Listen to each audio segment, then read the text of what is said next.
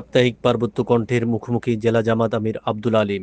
নির্বাচনে খালেদা জিয়ার মৃত্যু বড় প্রভাব ফেলবে না, তবে তার মতো ব্যক্তিত্ব বিরল।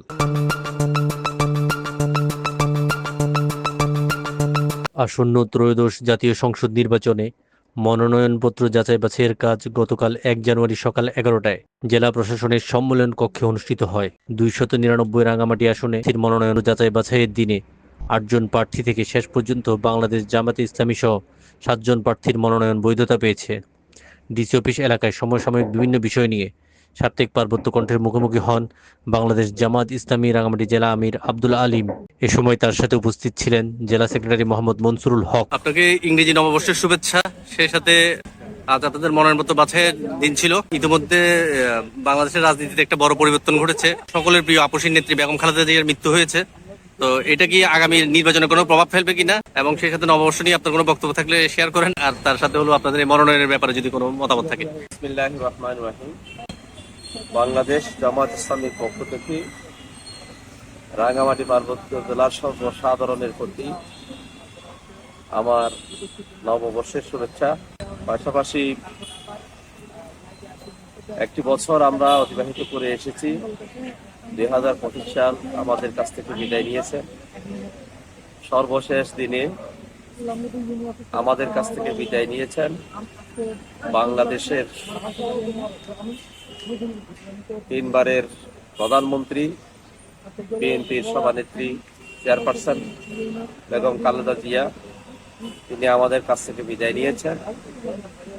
তিনি ছিলেন আপসহীন, দেশের স্বাধীনতা, সার্বভৌমত্ব, আধিপত্যবাদ বিরোধী এক বিশাল ব্যক্তিত্ব আমাদের কাছ থেকে বিদায় নিয়েছেন। আমরা তার বিদেহী আত্মার মাগফিরাত কামনা করছি।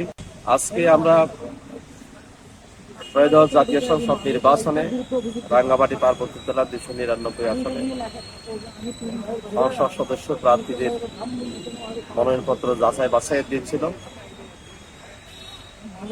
জামাত ইসলামীর প্রার্থী অ্যাডভোকেট মুখতার আহমেদ ইনশাআল্লাহ যাচাই বাছাই উত্তীর্ণ হয়ে আগামী নির্বাচনে বাংলাদেশে যে পরিবর্তনের হাওয়া, সেই পরিবর্তনের হাওয়া সহ জনমানুষের সকলের ম্যান্ডেটের ভিত্তিতে ইনশাআল্লাহ আগামী দিনে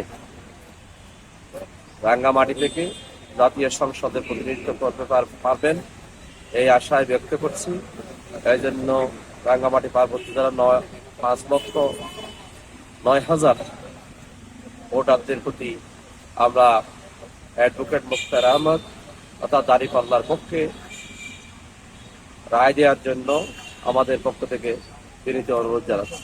একটা কথা আপনি বলছেন, দলনেত্রী আমাদের আপসহীন নেত্রী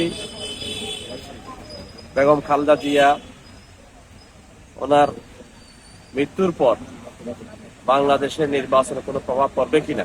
আমি মনে করি বেগম খালেদা জিয়া তার যে ব্যক্তিত্ব ছিল, ওই আপসহীন নেত্রী যে ব্যক্তিত্ব, সেই ব্যক্তিত্ব চলে যাওয়ার পর বিএনপিতে ওই মানের কোনো ব্যক্তিত্ব, বাংলাদেশেও এরকম কোনো ব্যক্তিত্ব আমরা আছে বলে মনে করি। সুতরাং সামনে যে নির্বাচন আসতেছে, এই নির্বাচনে ওনার চলে যাওয়ার কারণে কোনো প্রভাব পড়বে বলে আমরা মনে করি না, এবং আমরা বিশ্বাস করি এদেশে যে আলেম ওলামাদের, ইসলামপন্থীদের যে ঐক্য, দেশপ্রেমিক দলগুলোর যে ঐক্য হয়েছে, এই ঐক্যের মাধ্যমে আগামী দিনে নতুন বাংলাদেশ তৈরি হবে।